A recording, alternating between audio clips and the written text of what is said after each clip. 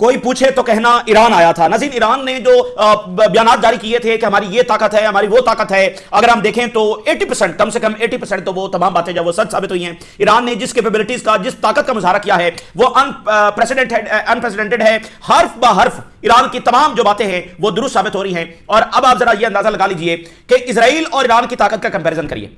वैसे तो इजराइल को इस रीजन का सबसे बड़ा ताकतवर मुल्क कहा जाता है ना, तो अब जो ईरान ने ताकत दिखाई है, इतने मुल्कों के अंदर अमेरिका और बर्तानिया और इन सब के टारगेट्स को जो वो हिट किया है, इतने ड्रोन, इतने मिसाइल फायर किए, इजराइल अकेला लड़ सकता है ईरान से?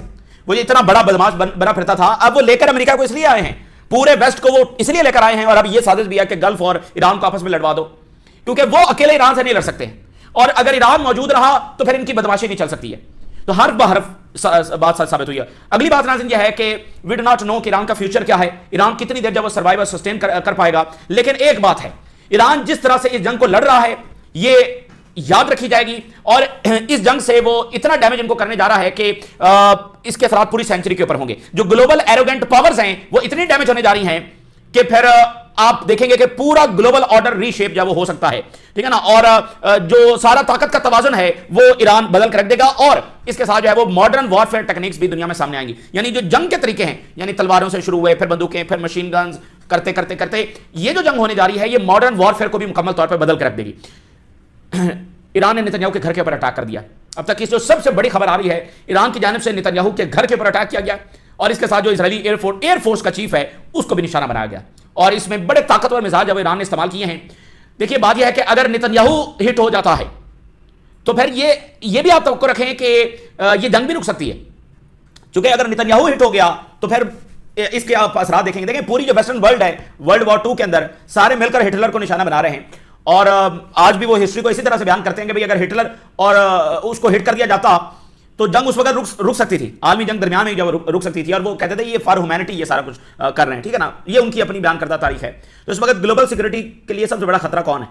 तो ये इतनी बड़ी पसपाई इसराइल और वेस्ट के लिए होगी कि अगर ये एक शख्स हिट हो जाता है, जो सबसे बड़ी रीजन है पिछले 3 दहाइयों के अंदर जो जंगें हुई हैं उसके पीछे इकलौता ये शख्स है, तो हिसाब किताब ही सारा बराबर हो जाएगा और ये जंग भी रुक सकती है। और ईरान को एक बहुत बड़ी करेज, अचीवमेंट और कॉन्फिडेंस जब वो हासिल होगा तो बड़ी उन्होंने प्रेसिजन के साथ हिट किया है। और अभी ईरान ने कहा है कि हम कुछ कह नहीं सकते कि ये हिट हुआ है या नहीं हुआ, लेकिन एक बात है, अगर ये सर्वाइव अभी कर भी गया है तो ये बिसीज हो गया, ये अब बंकर से बाहर नहीं निकलेगा। क्योंकि आपको पता ना ड्यूरिंग द वॉर ये थोड़ा सा बाहर जाता है, और पिछली जंग में भी ऐसा हुआ, और बताता है कि ईरान देखें सिविलियन टारगेट्स को निशाना बना रहा है, ये कर रहा है, वो कर रहा है, वो जो पूरा प्रोपेगेंडा होता है। अब ये बंकर से बाहर नहीं निकलने वाला, ये बात होता है, सही है। तो ये एक इतना बड़ा हमला ईरान ने जब वो कर दिया है। और अगली बात सुनिए, ईरान जंग को हर उस बराह रास्त हमलावर और फैसिलिटेटर के घर तक लेकर गया है जिसने इसमें हिस्सा लिया।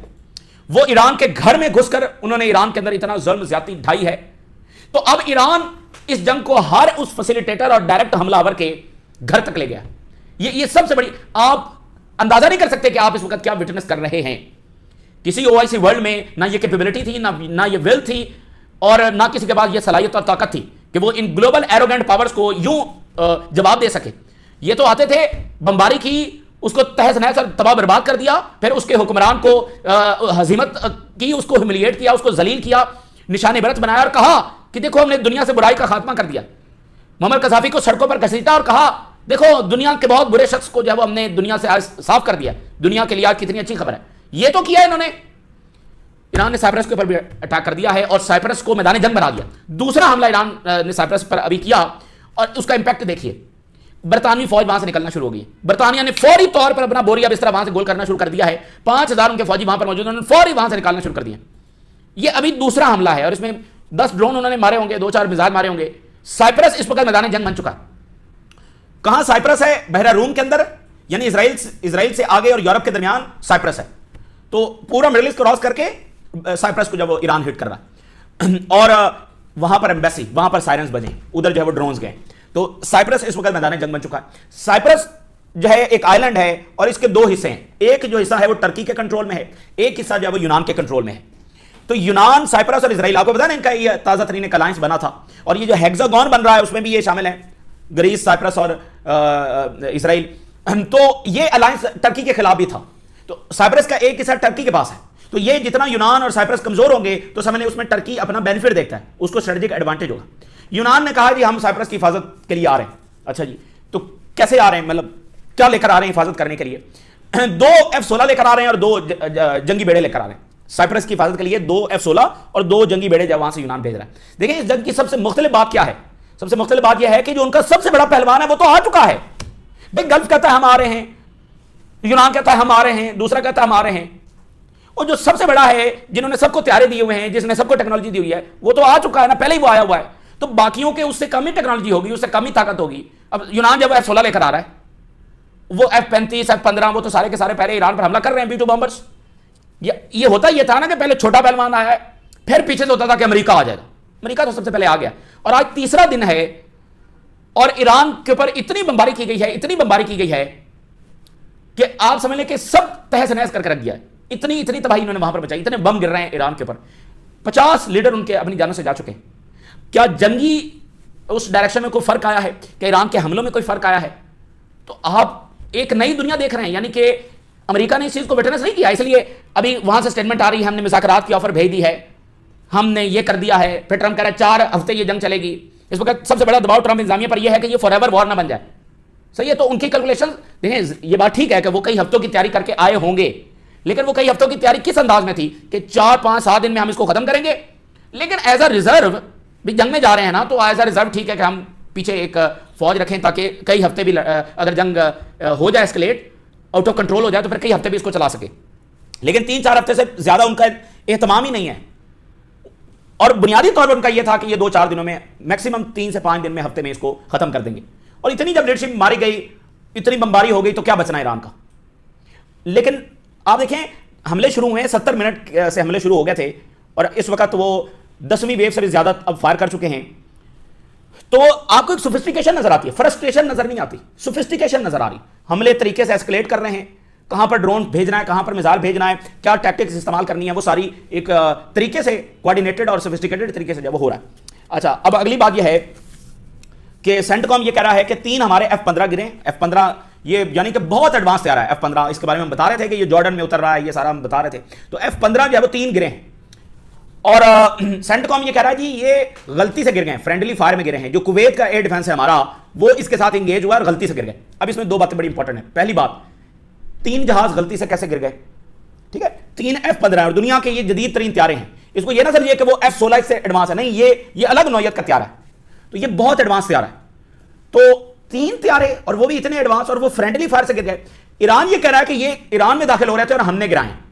अब ये कह रहे हैं कि नहीं, ये हमारे ही फ्रेंडली फायर से गिरे हैं। तो मुझे जरा ये बताइए कि ये कुवैत में कर क्या रहे थे? अमेरिका और गल्फ ये कह रहे हैं ना कि भाई हमारी ना एयर स्पेस इस्तेमाल हो रही है, ना बेस इस्तेमाल हो रही है, तो उसका तयन कौन करेगा कि ये हो रही है या नहीं हो रही? तो ये कुवैत के अंदर ये त्यारे कर क्या रहे थे? फ्रेंडली फायर से गिरे हैं ना, तो कुवैत की एयर स्पेस में ये क्या कर रहे थे? फिर इसमें 2 ही चीजें हैं, या तो ईरान ने गिराए हैं, या फिर ये कुवैत की एयर स्पेस इस्तेमाल कर रहे हैं और बाकी गल्फ की एयर स्पेस इस्तेमाल कर रहे हैं ईरान पर हमला करने के लिए। तो ये दोनों तरीके से फंस गए, दोनों तरीके से ये एक्सपोज हो गए। और मतलब 3 त्यारों का गिर जाना, तो ये खुद उनकी जंगी सलाहियतों पर सबसे बड़ी एक क्वेश्चन मार्क है। एक आग का गिर जाना वो चल, और अभी तीसरा दिन है, ये अभी तीसरा दिन है। और फ्रेंडली फायर भी, अगर बिलफर्ज उस फ्रेंडली फायर को भी मान लिया जाए, तो उसमें एक तो ये कि एयर स्पेस इस्तेमाल हो रही है, दूसरा ये है कि भाई वो सिस्टम अगर ओवरवेल्म होता है तो उनको समझ नहीं आती कि क्या करना है। सिस्टम अगर ओवरवेल्म ही ना हो तो फिर फ्रेंडली फायर क्या होगा?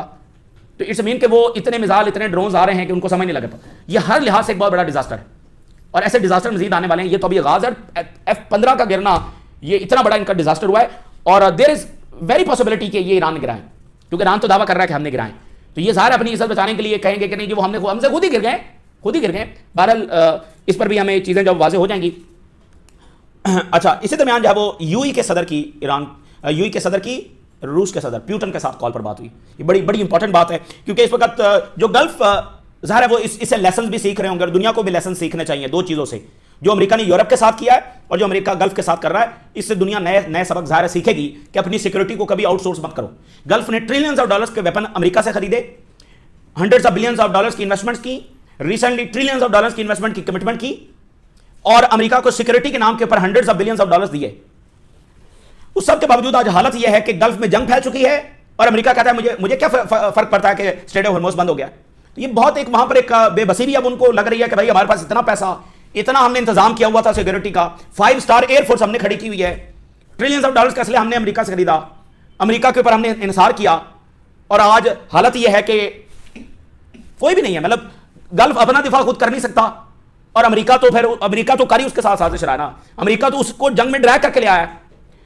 जब ये रोज नेतन्याहू दूसरे दिन कहता था कि हमारे पास ये सिनेरियो है, हमारे पास हमने ये सिनेरियो तैयार कर लिया है, तो यही तो सिनेरियो था कि गल्फ को जंग में लेकर आना है और अगेंस्ट ईरान, क्योंकि इस वक्त ये भी बयान है ना भी ईरान ओआईसी मुल्कों के ऊपर अटैक कर रहा है, तो ये भी पार्ट ऑफ द वॉर होता है कि आपने सामने वाले को विलन भी बताना है, दुनिया के लिए खतरा भी बताना है, उसको अग्रेसर भी दिखाना है, तो ये सारे ईरान के ऊपर ब्लॉक करने की कोशिश की जा रही है। सो रशिया का मैसेज यूएई को, गल्फ स्टेट्स को यही है कि वो असल बात को समझे और अमेरिका पर प्रेशर डालें, और अमेरिका पर प्रेशर डालें कि इस जंग को रुकवाया जाए। ये सब किया धरा ट्रंप का है, और दुनिया की जो सेंसिबल फोर्सेज हैं उनको आगे आना चाहिए, और ट्रंप और नेतन्याहू की ये जो मैडनेस है उससे दुनिया को बचाना चाहिए। अगर ये फ्लाइट्स बंद रहती हैं, अभी थोड़ी सी खबर आई है कि कुछ फ्लाइट्स यूएई से चली हैं, फ्लाइट्स बंद होती हैं, स्ट्रेट ऑफ हॉर्मुज़ बंद रहता है, कितने क्राइसिस हैं जो इससे जन्म लेने वाले हैं, पूरी दुनिया के ऊपर इसके असर आते हैं। वाई? सिर्फ उस नेतन्याहू और इजराइल के लिए जिन्होंने दजला फराज से लेकर तो दरिया नील तक अपना इजराइल बनाना है, और नेतन्याहू को पॉलिटिकल सर्वाइवल करना है। दुनिया की सेंसिबल फोर्सेस को आगे आना चाहिए, और इस मैडनेस से दुनिया को जब बचना चाहिए और बचाना चाहिए। अच्छा, अब सबसे पहले मैं हेडलाइंस आपके साथ शेयर करता हूं कि नेतन्याहू के घर के ऊपर अटैक हुआ, और इंतहाई जो ताकतवर तरीन मिसाइल हैं वो ईरान ने इस्तेमाल किए। अच्छा, अब सबसे ईरान को किस चीज़ की ज़रूरत है? ईरान को ज़रूरत है प्रेसिजन और पिन पॉइंट लोकेशन की। वैसे तो जेट्स इस्तेमाल होते हैं ना, लेकिन ईरान के पास जो ड्रोन्स हैं, जो मिसाइल हैं, वो भी इतने हैं, वो इतने पावरफुल हैं कि वो बंकर्स को हिट कर सकते हैं। वैसे तो इजराइल हिट करता है ना बंकर्स के अंदर जो, और B2 बम्बर्स हिट करते हैं, F-35 या बाकी जेट्स हिट करते हैं, तो ईरान के पास तो नहीं है। लेकिन ईरान ने पिछली जंग में कुछ कामयाब तजर्बे किए थे, उन्होंने मोसाद के हेडक्वार्टर उड़ाए थे, तो उनके पास ये ताकत है कि वो बंकर्स को उड़ा सकते हैं। तो अगर मतलब उनको जरूरत किस चीज की है? उनको जरूरत इस चीज की है कि नेतन्याहू के बंकर की पिन पॉइंट लोकेशन मिले।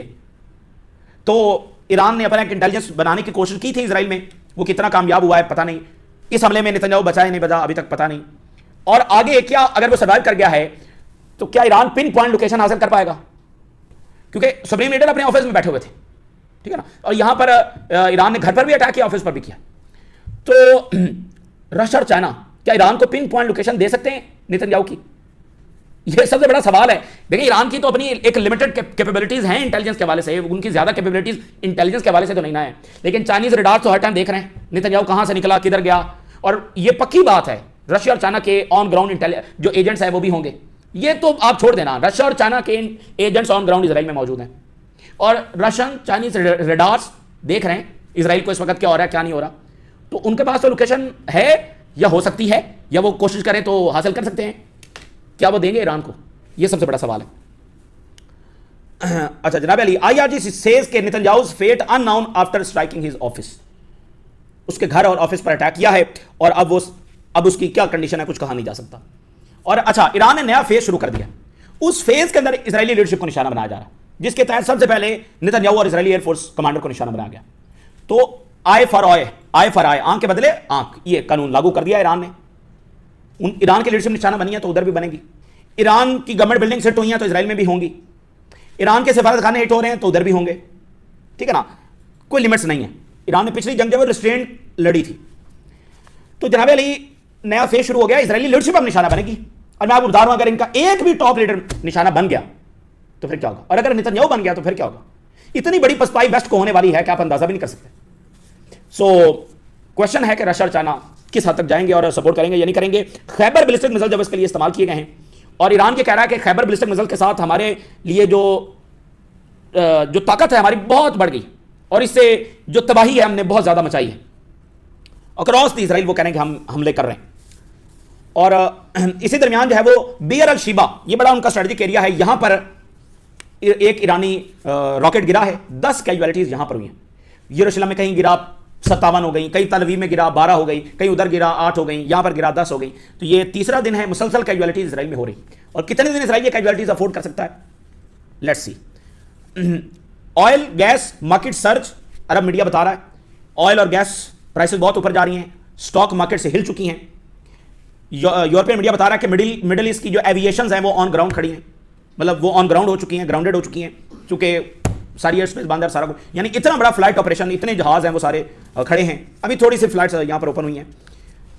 स्ट्रेट ऑफ हॉर्मुज़ की बंदिश जो है वो रीशेप कर रही है ग्लोबल ऑयल मार्केट को, रीशेप कर रही है ग्लोबल ऑयल मार्केट को। तो ये ईरान की जो जंग है ये रीशेप कर रही है पूरी दुनिया को। और अब ट्रंप कह रहे हैं जी 4 हफ्ते चलेगी, तो 4 हफ्ते में तो पता नहीं यहां पर जब क्या से क्या हो जाएगा, उनको भी फिर बहुत डैमेज होगा। वो अब वो ये कह रहे हैं 4 हफ्ते के बाद तो ईरान कोलैप्स हो ही जाएगा ना, 4 हफ्ते हम बमबारी करेंगे, उसके बाद ईरान बचा रहेगा। तो 4 हफ्ते तो फिर बमबारी ये पहले ऑब्जॉर्व करेंगे ईरान की, तो फिर ही है ना। तो 4 हफ्ते ये बमबारी अभी फेस करेंगे ईरान की। बहुत बड़ी ये बात है कि साइप्रस को भी ईरान ने मैदान जंग बना दिया। देखिए यही ईरान के पास क्या है, B-2 बॉम्बर्स नहीं है, F-35 नहीं है, बाकी वो चीजें नहीं है जो अमेरिका और इस्राइल के पास है। तो उन्होंने अपनी डायमेंशन में और अपनी स्ट्रेंथ में जाना है, और वो ये है कि वो अब हीट हर एक तक पहुंचाएंगे, तपिश हर एक तक पहुंचनी चाहिए जो इस जंग में हिस्सेदार है। साइप्रस जो है वो बड़ा मेन कंट्रीब्यूटर है, वहां की बेसिस, वहां की लॉजिस्टिक, वहां की supply line, intelligence, Israeli support, Cyprus जो है वो मेन कंट्रीब्यूटर है इसराइल का। और सारी ये जो उसकी मॉडर्नाइजेशन है वो भी इसराइल कर रहा है। तो साइप्रस को भी ईरान ने मैदान जंग बना दिया। और इंपैक्ट आप जरा देखिए बरतानिया की, यूं वहां पर बोरिया बिसरा गोल हो रहा है, उन्होंने फौरी अपनी जो फौजें वहां से निकालना शुरू कर दी हैं। असल में बरतानिया और फ्रांस और इन मुल्कों का सबसे बड़ा मसला यह है कि ये अनपॉपुलर लीडरशिप है, दूसरा इकोनॉमीज कमजोर हैं। अभी ये $10 बिलियन लेने बरतानिया के प्राइम मिनिस्टर सऊदी अरेबिया आए, फ्रांस के सदर आ रहे हैं, इटली के प्राइम मिनिस्टर आ रही हैं, इतने पैसे नहीं है इनके पास, फिर यूक्रेन की जंग अलग से जा रही है, लोग जंग को सपोर्ट नहीं करते हैं। यहां पर आ गए, यहां तो अब अमेरिकी तैयारे गिर रहे हैं, तो अगर बरतानिया को कोई लॉस हो गया तो फिर अभी बरतानिया ने जो डियागो गार्सिया है उसको अलाउ किया है, तो डियागो गार्सिया पर भी अब मिसाइल बरसेंगे। ईरान ने डियागो गार्सिया को हिट नहीं किया, लेकिन बात यह वो कहते हैं कि जो ये बिला वजह ईरान हिट कर रहा है, तो डियागो गार्सिया को तो हिट नहीं किया। अब आप देखेंगे डियागो गार्सिया हिट होगी, क्योंकि अब वहां से मिसाइल और उनके जेट्स जो है वो वहां से फ्लाई करेंगे, तो अब डियागो गार्सिया भी हिट होगी, इससे पहले वो इस्तेमाल नहीं हो रही थी। तो जनाब अली, CNN लिख रहा है कि वॉर जब वो स्पायरल हो रही है मिडिल ईस्ट से आगे, Cyprus is not Middle East, Cyprus Middle East नहीं है, ये यूरोप है, तो जंग स्पायरल हो रही है। और जो साइप्रस में अमेरिकी सिफारत खाना है वहां पर सायरेंस बजे, उसकी तरफ भी कुछ ड्रोन्स है वो गए, ठीक है ना। Explosions heard across the region, पूरे रीजन के अंदर धमाके, और साइप्रस सिफारत खाना, बगदाद का सिफारत खाना अमरीकी, ठीक है। तो ये आज से 2 साल पहले जो रीजन के डिप्लोमेट्स हैं अमरीकी, उन्होंने खत लिखा था बाइडेन दौर में और कहा था कि ये जिस जंग को आप एस्केलेट करते चले जा रहे हैं ना, ये मामला बड़ा खराब हो जाएगा, और बड़ी मुश्किल से हमने एंटी अमेरिकन सेंटिमेंट को यहां पर कंट्रोल किया है। ये आप किस तरह मामला को लेकर जा रहे हैं। तो जो पिछले 80 साल की ओवरऑल दुनिया की एफर्ट्स थी कि दुनिया को किसी कायदे में, दायरे में, अमन में, इंस्टीट्यूशन में, इंटरनेशनल लॉ के अंदर लाया जाए, और जो रीजन के अंदर एफर्ट्स थी कि ठीक है जो भी है इसराइल को भी मान लिया जाए, जैसे तैसे करके यार निज़ाम चला के रखो, मिलजुल कर रहते हैं, उन तमाम एफर्ट्स को अमेरिका और इसराइल ने रिवर्स किया। उन तमाम एफर्ट्स के ऊपर इन्होंने जब वो पानी फेरा, अब कह रहे हैं जंग जब 4 हफ्ते चलेगी। अच्छा, उधर लेबनीज जो गवर्नमेंट है उसने हिजबुल्लाह की जो कार्रवाइयां उसको कहा कि हम बैन कर रहे हैं, तो वो इस फैसले को इन्फोर्स नहीं कर सकते, हिजबुल्लाह को रोक नहीं सकते। अब देखना ये सारी गवर्नमेंट्स, अच्छा ईरान पर सब हमला करने के लिए आए, ईरान का कोई इत्तेहादी आ जाए तो वो जायज़ नहीं है। और फ्रांस ने हिजबुल्लाह को धमकी लगाई है कि हिजबुल्लाह बड़ा खतरनाक काम कर रही है और इसको जब रुक जाना चाहिए, इसराइल पर हमले बंद करने चाहिए। यूएई ने 3 दिनों में, अभी 3 दिन मुकम्मल भी नहीं हुए, $2 बिलियन का खर्चा आया है ईरान के मिसाइल रोकने में, $2 बिलियन, ठीक है। और यूएई के सदर ने प्यूटन को कॉल की है और उसमें ये सारा डिस्कस हो रहा है। अब ये रशिया और चाइना को कह रहे हैं कि भाई ज़रा आप ईरान को कहें कि वो इधर थोड़ी मेहरबानी करें। गल्फ की आप बेबसी देखें, मैंने आपको बताया ना कि पैसा बहुत है, और एक ये था कि भाई यहाँ मिसाइल आएंगे, यहाँ अमेरिकी सिफारत, अमेरिकी बेसेस हिट होंगी। सबसे बड़ी गलती अपनी सिक्योरिटी को आउटसोर्स करना था और अमेरिका को अलाउ करना था रीजन में जो करता फिरे, इसराइल को अलाउ करना था जो गजा में जो करता फिरे। भाई मुझे ये स्ट्रेटजी की समझ नहीं आई, गजा में इतना वायलेंस हो रहा है, लेबनान में हो रहा है, तो इनको नहीं पता था कि ये फैलते फैलते फैलते जंग कहां जाएगी, तो खामोशी से बैठे रहे। अमेरिका इधर बम मार रहा है, उधर मार रहा है, इसराइल इधर बम मार रहा है, उधर मार रहा है, खामोशी से बैठे रहे। बल्कि एक्सपर्ट्स तो ये कहते हैं कि इनकी ताकत और इनकी दौलत ही है, क्योंकि बाकी जगहों पर जंगें हो रही थी तो इनको फायदा हो रहा था, क्योंकि सब पैसा उठाकर इधर आ रहे थे कि भाई ये सेफ एमन है। तो पिछले 20-30 सालों में जो जंगें हुई हैं वो सारा पैसा इधर ही आया, यानी कि उधर से जो लोग हैं मूव करके, और फिर जो सारे पैसा मनी लॉन्ड्रिंग ये वो सारा करके। तो ये बहुत सारी चीज़ें हैं, लेकिन उस सब के बावजूद इनको अपनी सिक्योरिटी खुद करनी चाहिए थी। और अगर अमेरिका के हवाले की है तो फिर अमेरिका ने इनके साथ धोखा किया कि इनको जंग में ले गया है। ये तो जंग लड़ ही नहीं सकते हैं, और लड़ेंगे तो अपना मजीद नुकसान करेंगे। बहरहाल अब ये तलख चीज़ें हैं और बड़ी हसास है, तो रशिया को इन्वॉल्व कर रहे हैं ये, और रशिया का मैसेज वाज़ेह है, और रशिया को आगे आना चाहिए, जंग रुकवानी चाहिए, चाइना को आगे आना चाहिए, जंग रुकवानी चाहिए। लेकिन अमेरिका तो कह रहा है कि अभी 4 हफ्ते चलेगी। ये ताज़ा तरीन डेवलपमेंट्स है जो आपके साथ शेयर किया, हमने राज लगा कर इजाज़त दीजिए। अल्लाह हाफ़िज़।